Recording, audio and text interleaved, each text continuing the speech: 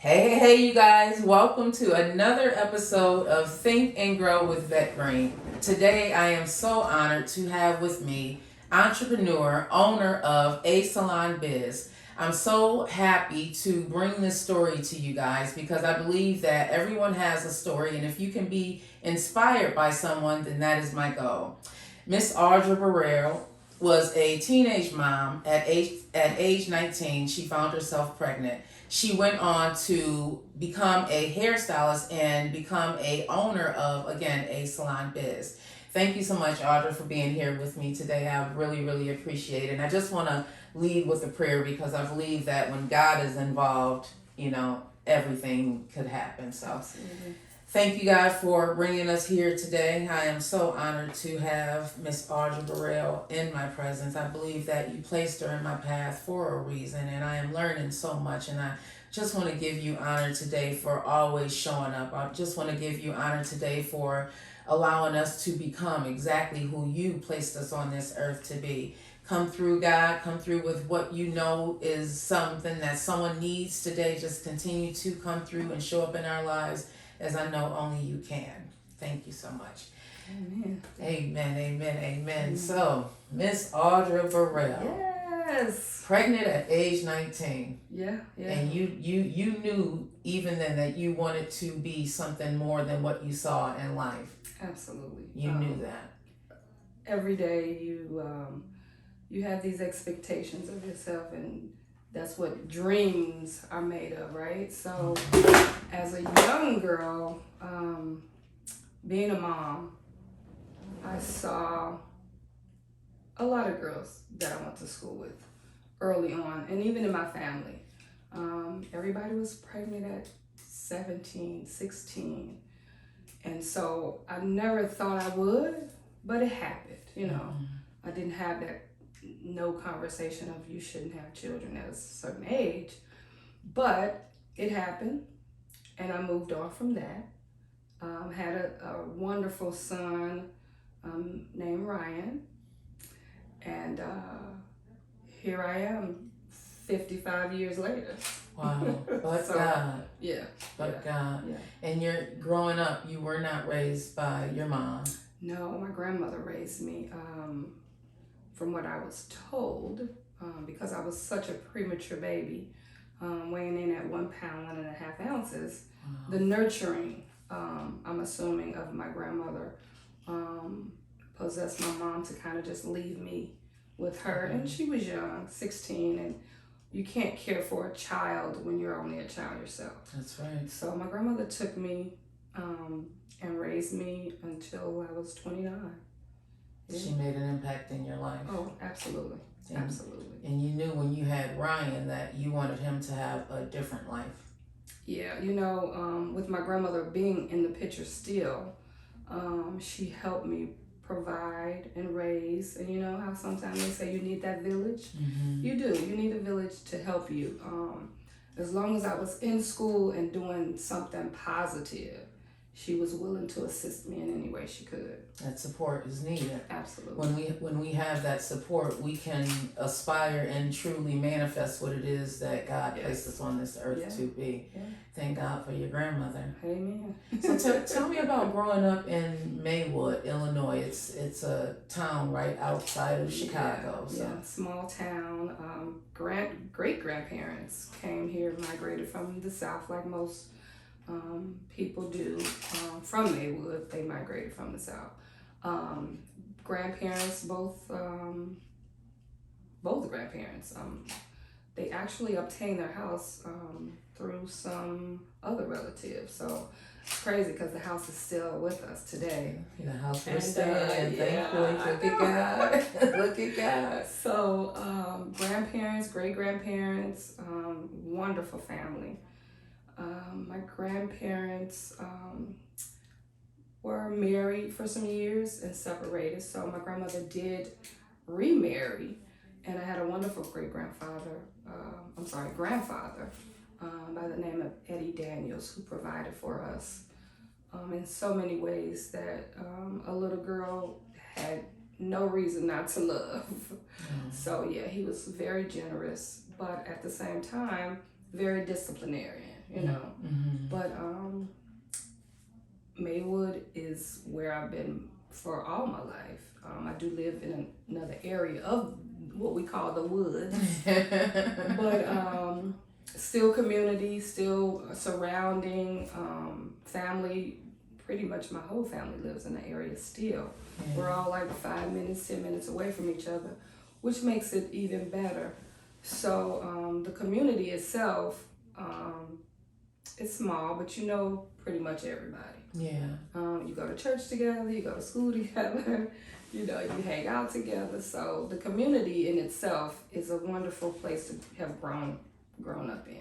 Yeah. Yeah. You saw the changes in the community when the drugs came in, but you didn't fall prey to that. Oh no. And at a young age, at 19 years old, it's so easy to be impressionable and fall prey to the going-ons of the community. I saw the small community that I grew up in turn into something that was very economically challenged. Yeah, and sometimes when you don't see great things happening around you, you decide that and you think that you can't obtain prosperity, but you are told you change that stereotype with deciding to take this not only a career, you made this into a business. Yeah. So tell me about your journey from having Ryan at age 19 to falling in love with hair. Okay, well, originally in high school, let me just start there. In high school, we had a program called DECA. And what it did was give kind of a glimpse of what the outside world was going to look like financially for most of us students that went there. You had OEA, you had a lot of programs that provides OEAs, and I hope they still have them, I don't know. But the program allowed us to have a job, to interview, to see where our skill set lied. And so for me, I worked at a cleaners. My first job was a cleaners, LaSalle Cleaners, I'll never forget. And the owner was a Jewish lady, and she said, come in the office one day. And I said, okay. So I'm not gonna run the desk, you know, the cashier, you know, or nothing like that. She says, no, I want you to come back in the office. And I said, okay. So every day she would take me back there, and I was her accountant. Wow. And I learned how to keep ledgers, and you know, back then we didn't have no computers. It was all paper. Everything was paper and calculator. I could do a calculator with my hands. And so I started there, and that took me to learn how to pretty much save money, because I was showing her what her books were for her, you know. Yeah. And from there, it's almost like I learned so much of running a business within the business. And I hadn't even had an idea or inkling of that until one day, as Ryan decided to go away to college, I would say. I think it was his last year in school. And he said, Mom, you need to open up your own salon. You need to become an entrepreneur. And at this point, I'm working at home, from home, I should say.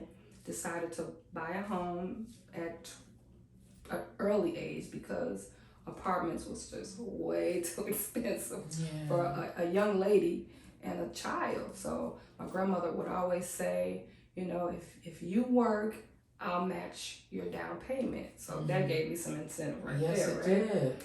And so from there, I said, okay, if I get this home, then I'll have somewhere to, you know, do hair at maybe. You know, wasn't thinking, you know, I was just thinking out loud.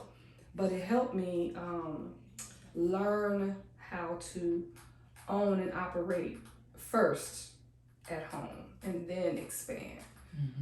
So I saved up enough capital to go into my own business. And 25 years later, wow, I'm still standing, actually. A Salon Biz just kind of came out of nowhere. For me, I ain't gonna say nowhere. I guess I thought about it a long time. I had a couple of names, it's crazy, but A Salon Biz stuck out. So I use my first name, the letter in my first name, which is Audra, and then it's a salon, and then it's a business. So I combine those three, and that's how A Salon Business was born, actually. That was your baby. But yeah. Your daughter. Yeah. My daughter, I like that. That's your daughter. I like that, yeah. And I am amazed that even though people around you may not, or the community that you were growing up with and may not have told you that you were great, there were people that God, I'll say, was placing in your path that set you up for your greatness. Yeah. From the young the Jewish lady to even going into doing the program. The program. High school. And your grandmother. Yeah, I think all of that definitely had an impact on me. I'm a listener, and I can't say how I learn, but for me, old people always say, listen to your elders. Pay attention. And so a lot of that transpired as I was getting older and I was becoming a woman. And so I could hear those voices as I'm moving throughout my day. And I said, well, if I do make this move, then this will happen. If I make that move, then this will happen.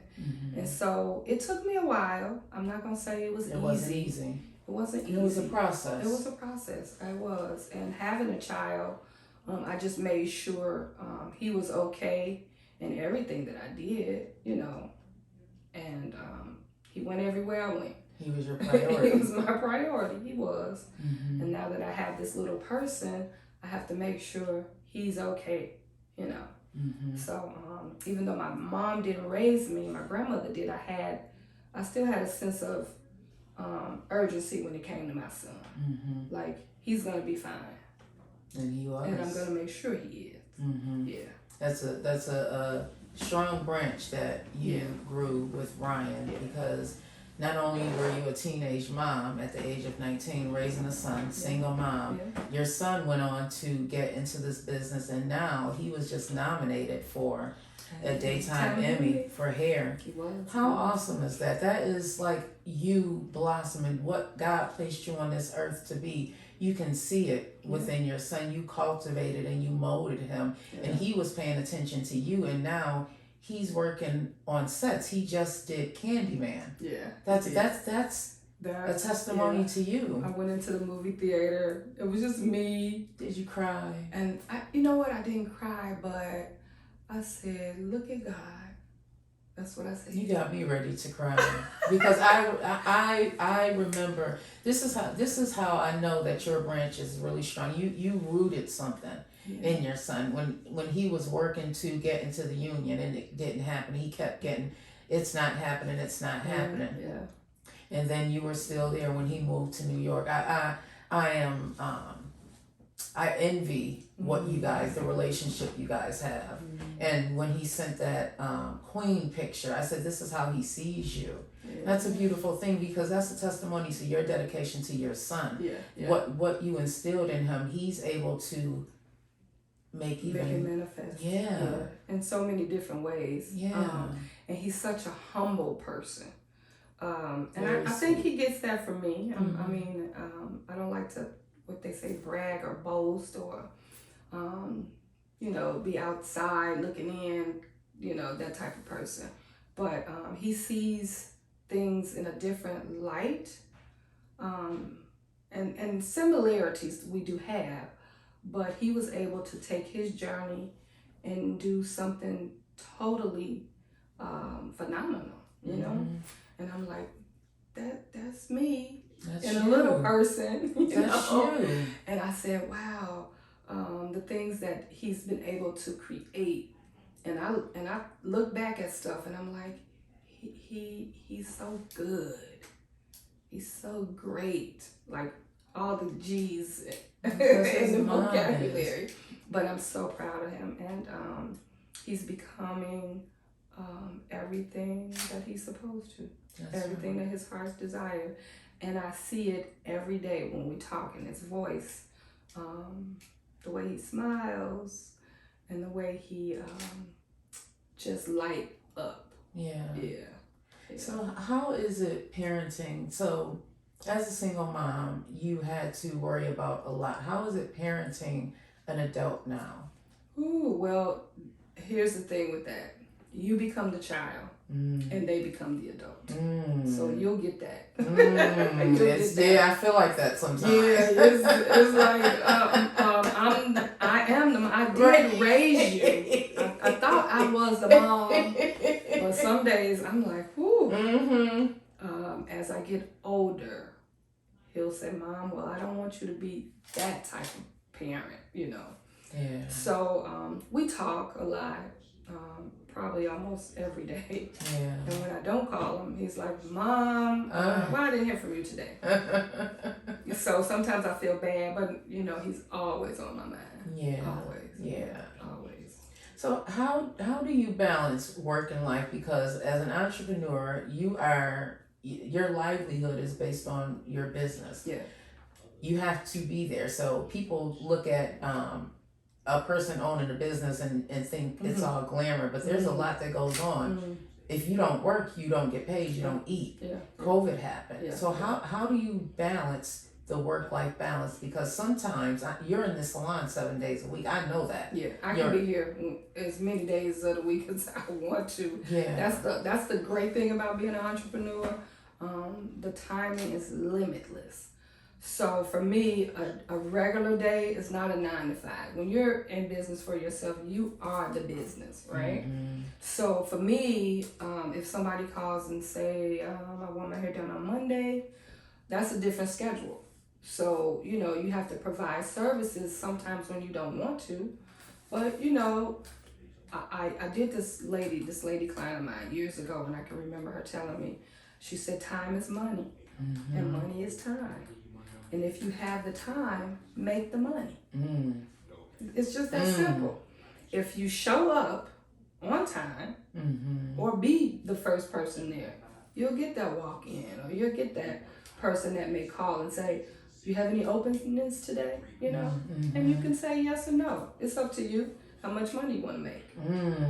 That's a word from somebody. That's a word for somebody. One of you hairdressers listening, that's a word for you. It is. And you're driven. And you have to be a self-starter. You cannot come into this business, hair business, and be like, oh, I guess I'll do one person a day, 2 people today.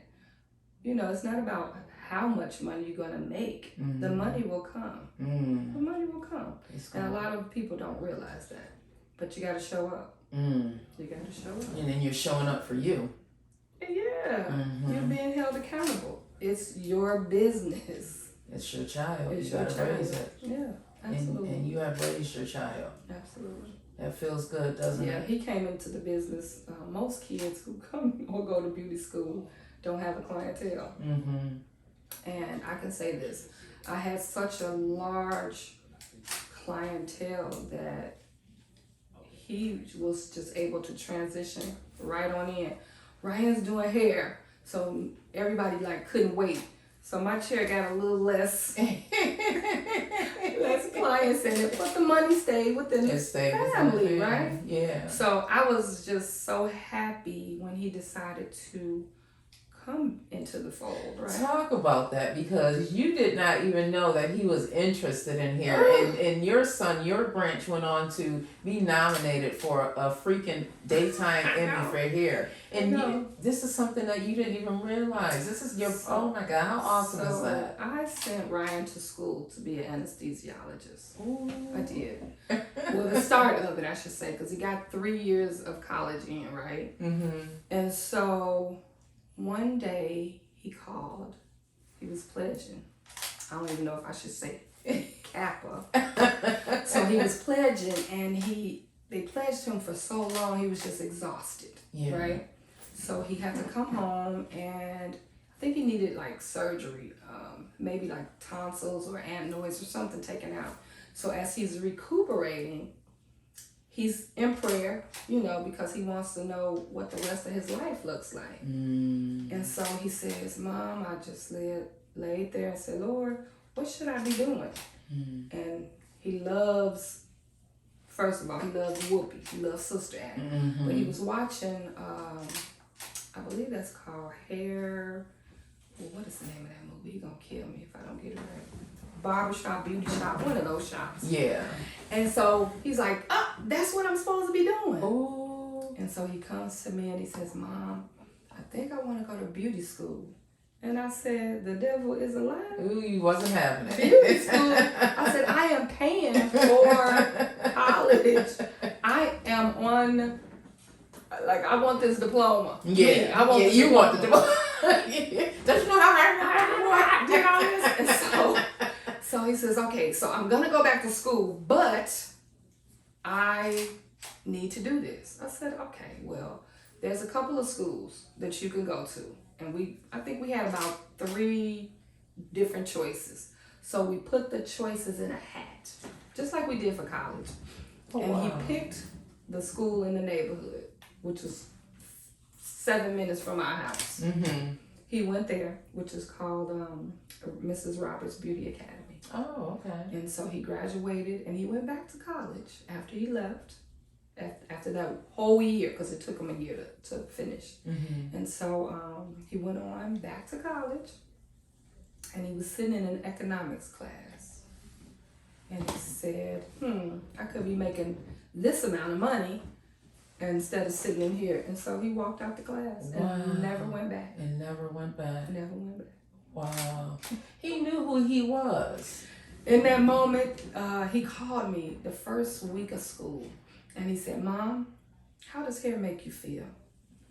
I said, like a breath of fresh air. Oh, wow. And he said, it's so calming.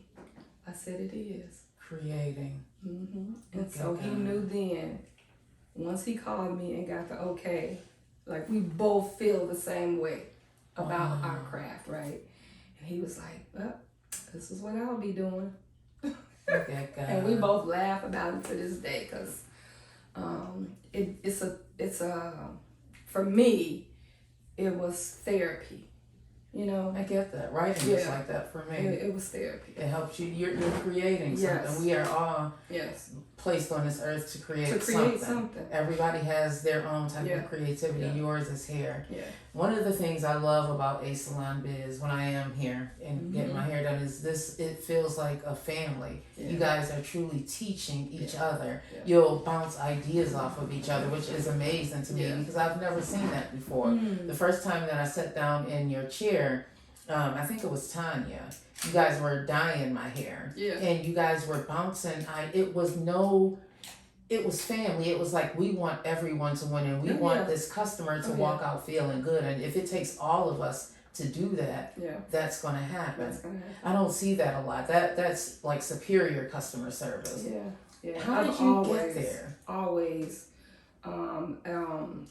As a hairstylist, first of all, you have to have some creativity when you hire people, you know. So that comes with seeing what that person can do. I interview everybody. I make them come in, I make them bring a client or 2, and I need to see if their similarities are like mine. And so that's how I can judge. I'm a pretty good character judge. I'm a Libra, so it's like marrying, you know. Yeah. And if you can't have the same people working with you or for you, in other words, because most of the people that I hire, they're either subcontractors, you know, or they're independent contractors. So for me, I can just see it in their craft when they're moving around and moving about, and sometimes in the way they talk, you know, and sometimes you just attract people. You do. Like you. You do. And so that's what I find with the staff that I have. I love it because I don't feel that anyone, I've gone in salons and it's like the salon people are stabbing each other in the back. I've gone and I don't like that at all. Wow. And I've also gone in salons where I'm there 10 hours because but here at A Salon Biz, it's not like that. You get in the chair, whoever your salon specialist is, they're going right to you. They're taking care of you and making sure that you know what's going on. So I salute you for that. Because that's taking business to a different level. Yeah, I don't like people to be in a salon that long unless they're getting multiple services. Mm-hmm. There's no need for you to come here and hang out. Yeah. That's not gonna happen unless you're getting 5 services and you're gonna be here all day. Talk about the services that you offer here, because when you guys dyed my hair blonde, when you dyed that was, and then COVID happened. And then COVID happened. I know what happened. It just happened to everybody, and we're all stuck in this cocoon. It seems like, but once Ryan came into the fold, we transitioned a lot of our clients from relaxed hair to natural hair. And so that put our salon on a whole nother plateau, because now we have Carol's daughter, Miss Jessie's, and even since then, you got so many natural hair care products on the line, right? Mm-hmm. And once we transitioned to natural hair, now you have more clients that are coming in wanting services like that. Mm-hmm. So when you're natural, you can have the best of both worlds. You can do a natural style. You can blow dry and flat iron it and make it as straight as you want to, right? So once I opened up those doors, you have a lot of people wanting extensions, and you have a lot of people wanting crochets. Those just became phenomenal. Mm-hmm. And I remember one time when Ryan first came back, we had a natural hair event. And we were using products kind of like Miss Jessie's and Carol's daughter. Those are our go-to products. Mm-hmm. And it worked so well. That was like the best transitioning that we did once we started doing natural hair. Yeah, it did help. Do you find people coming in wanting a lot of the natural hairstyles? And I saw you guys and my kids, a couple of my kids have come in and got twists and stuff like that. Yeah. How does it feel seeing the transition happen? Because in the 90s it was like perms and weave, and now it's like we're embracing our hair. We're embracing our culture. Because we, as a culture, even if you look back at African pictures, our hair has always been our, what they call it, crown and glory. Yeah. Right? And so to add hair the way that we do, and we can change overnight and be a whole different person. In less than an hour or 2 or 3. For real. And look good. Yeah. So I think us as a culture, we like change. And so we see ourselves different every day. I'll say this. I like the transformations, but sometimes they can get a little bit overboard. Yeah, with the braids, waves, a ponytail. Yeah, like, can you just stick with something? I've seen you stick with something, but we as a people, we like change. So but you just got to know what to do, when to do it, and when not to do it. Yeah, that's important when you're doing hair. How do you deal with irate or customers that come in and they have attitudes? You know what? I don't have that. Oh, good. I don't have a lot of that. Now, I'm not gonna say I've never had it. Yeah. But I think God just sends me people that He chooses to. Yeah. And He's protecting me in that way. That's the way I feel. Yeah. A lot of my clients are referrals. A lot of my clients are, I would say, like me. I specifically asked for a certain clientele, and that's what God gave me. I want to talk about you building your clientele, because this is not one of those salons where you see people hanging around, dinners open. You don't see that. You don't see the music. The ambiance is nice, and you wanted a particular clientele. Not the clientele that I don't want to say. How shall I put this? You wanted clientele that were working and could afford your services, because time is money, and each of your services cost. A dye costs, if you want braids, all of that costs, and this is your time, and you knew that you were valuable, and you can't come in here and just get a $20 hairstyle. That's not even the services that you offer. You knew your value.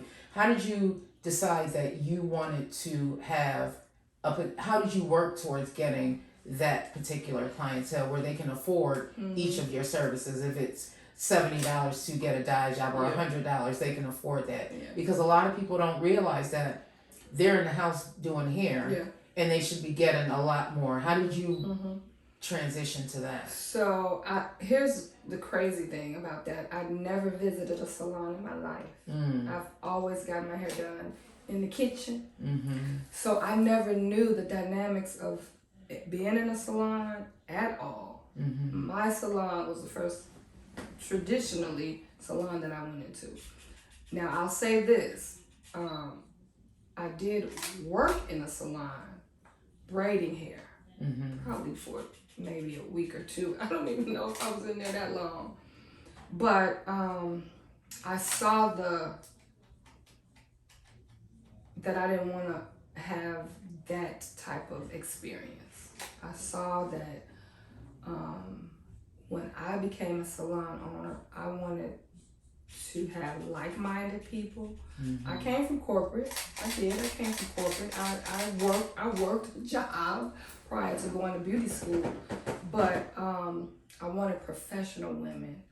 I wanted women who I could trust, who cared about their hair, who were what we would call professional CEOs, presidents. Well, president and CEO is kind of one and the same. President of McDonald's, right? That's I wanted those women who were, if you want to say, a little bit higher on the affluent. Women that were like-minded women that were working towards their goal. They weren't, and not to say that there's anything wrong with. No, it's not. Yeah, it's not. But you gotta want more, and you wanted that in your salon. Yes, I wanted the woman that I knew was gonna be there every week or every 2 weeks.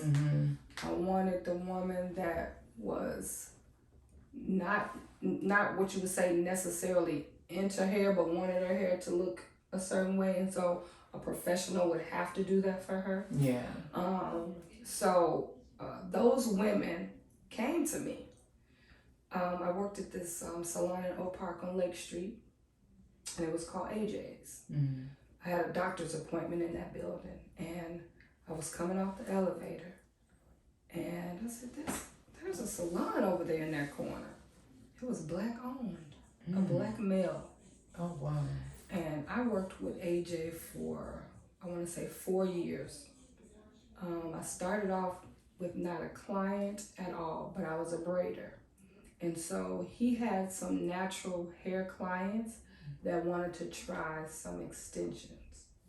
And so I was able to do that. And in those 4 years, I saw women who were professional, who came in on time for their appointments, who paid for their services and had no problems paying for their services.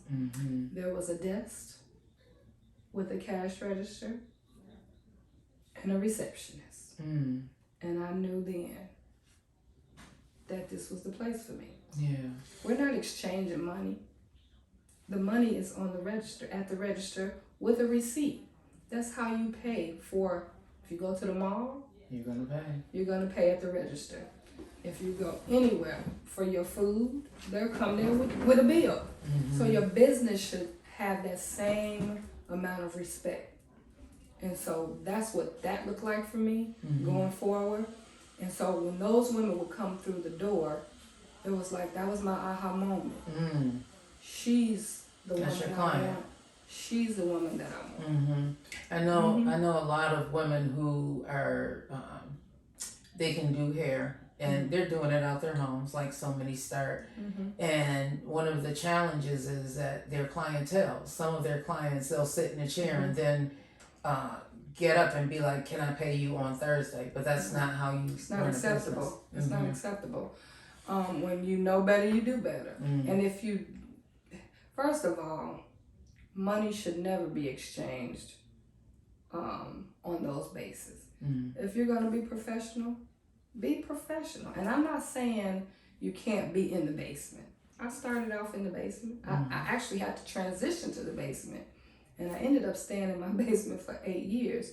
But what I'm saying that's a word for somebody. Yeah, but what I'm saying is you have to come out of the basement because there's so much more opportunities outside. And that's what kind of happened to me. Once my son said, "Ma, it's time for you to come out of the basement," I said, "Yeah, you're right. Who's going to see you down there?" You know, and that's what he would say. Who gonna see you down there? But well, I still had a ton of clients, but you cannot uplift yourself with a small number of people because God has a whole nother plan. And if you keep that small community within you're never going to expand. Yeah. He didn't say there's like multitudes of fish. He didn't say I don't know how many people. Yeah. But it's the same thing. Was it scary? It wasn't. It was rewarding. It was rewarding. And so I didn't realize, I knew I was making money, but I didn't know how much money I could make. And that was the difference. And then you started driving that truck. Yeah. I love seeing Black women doing great things and Black women who you are an entrepreneur, and during COVID it was hard. Yeah. How did you deal with COVID? Because I saw you didn't. I can feel the energy. It was like I cannot sit down and just let this be. I got to do something. Yeah, the nails. I was outside in the yard. So now I'm in the backyard because you can't go too far. You know, outside was the safe place. Right? Yeah. During COVID, I got on social media immediately, and I'm not a salesman by any means necessary, but I know my business. So immediately I said, I need some hair care packages, right? And so I started getting on social media, and I think it just seems like the whole universe heard me say that. And then everybody around me started doing it. You know, other people, other companies. I mean, it's just something that I said, and it just resonated so quick. So my clients, trust me, they hear every week. Most of my clients don't even know how to wash their hair. Yeah. They don't. I'm not kidding. And so they were like, "Oh my God, we gotta wash our hair." So I said, "Yeah, you can come get these hair care packages. They're costly, but." And you too could have your hair done at home. And then you were also doing, I saw you a few times doing tutorials on what to do. How to wrap, how to mold. Oh God, it was fun. Yeah. It was fun doing that. I'm not good on social media, but it gave me a like you said, another outlet to kind of, hone in on those people who heard about me, want to know about me, or, just were interested. Yeah. So products were the first thing I thought about. Let's get these products because I don't want nobody going to Jewel's, Walmart, Kmart, beauty supply store picking up nothing that's not gonna work for me, for my clients. Yeah. Yeah, we have special products, so. And you love hair. You love hair, and you hair care is real for you. You do consultations. Oh, that's the first thing. Consultation. Yeah, first and foremost. A consultation tells a person everything about their hair, what they should and shouldn't do, what they expect. That's the first thing you should have. For me, I had a young lady come in Saturday, actually, and she was from Tennessee, and she Googled, of course. Thank God I'm at the front of the Google. And she Googled, and she came in, and she had a ponytail but her hair was probably like this long, and it was coming out, and so I set her in my chair. That's the first thing I'm gonna do. Sit you in my chair. Let's sit down. Let's talk about this. Because I'm not gonna perm hair just because you want to perm. That's not the type of salon I am. We're going to talk about it. We gotta get to the root of why your hair is falling out. You know, is it stress? Do you have low vitamin D levels? What is going on here? And as cosmetologists, we're doctors of the hair in a sense, you know. But I had to kind of give a analysis of why. And so I sat and I talked to her for a long time before I even did anything. Before you did anything. Yeah. So you took So at A Salon Biz, they're actually taking care of your hair. Yeah. So if you have some issues that if your hair is falling out, alopecia, this is the place to be. I'm a licensed trichologist. I'm a licensed trichologist. So you are constantly driving. You're very, very driven, and you are definitely an entrepreneur. Yeah. What's next for you in A Salon Biz? You know what? I'm currently in a class for leadership. I know that sounds crazy, but being an entrepreneur, you're always thinking of what's next for me. Yeah, always. And so I've come to understand as I'm getting older that I need to, I don't know if it's a teaching mechanism for me, but I do want to explore a little bit of leadership and give back to some of the young girls that's coming into this industry. Yeah. Because that's what it's about. I got so much in this brain of mine to share and, you know, give information. And so consulting is kind of like where I want to be. Yeah. That's where you and let your baby continue to thrive. You have people under you. Yeah. Great people. And you're open. How many days a week? Well, you can come here 7 if you want to. But let me just say this. Those days, which are Mondays and Sundays, those are days that the salon is not supposed to be open. Most salons should be open on those days because they're for education.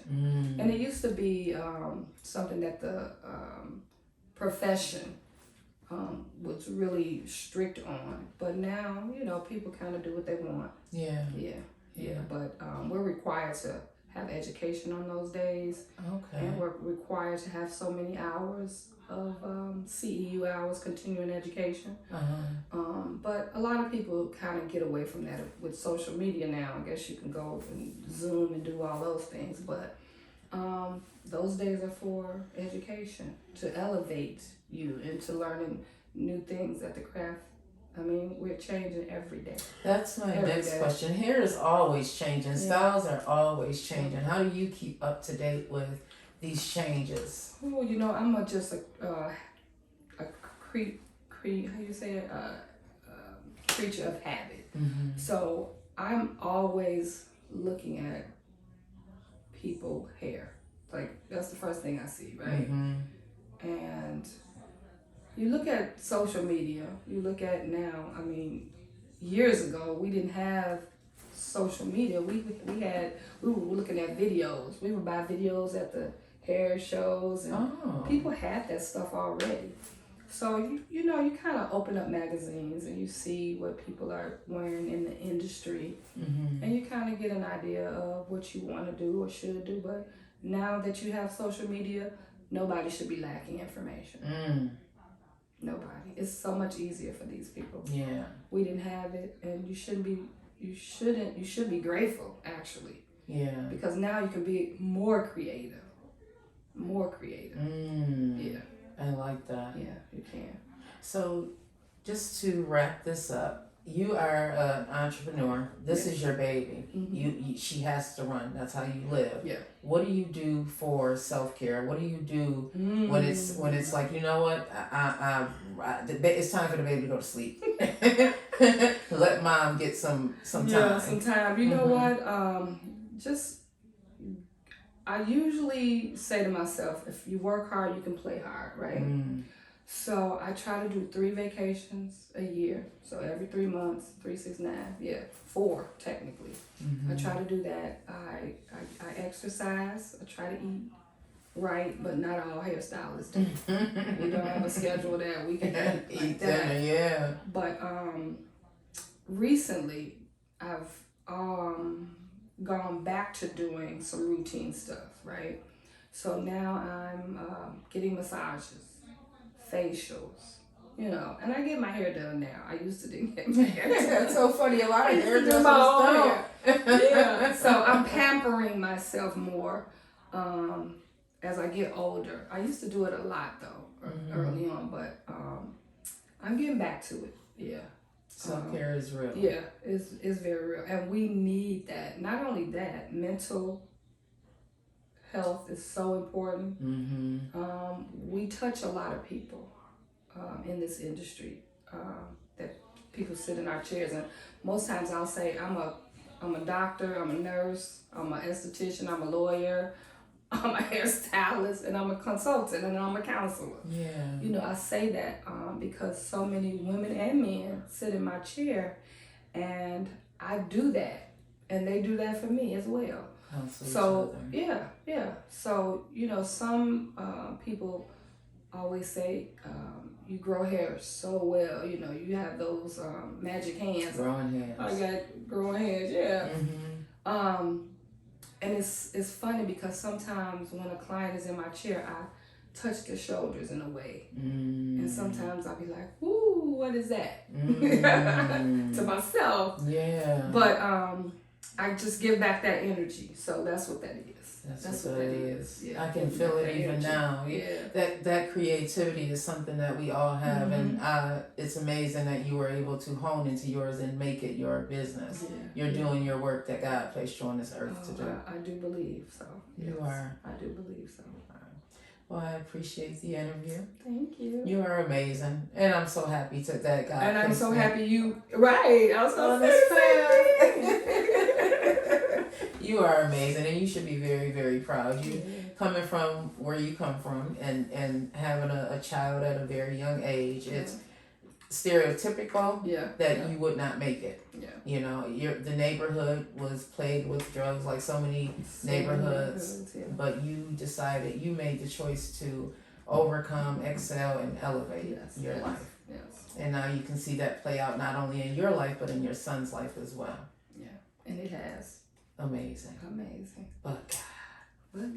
That's all I can say. Thank you so much. Thank you for having me. Alrighty.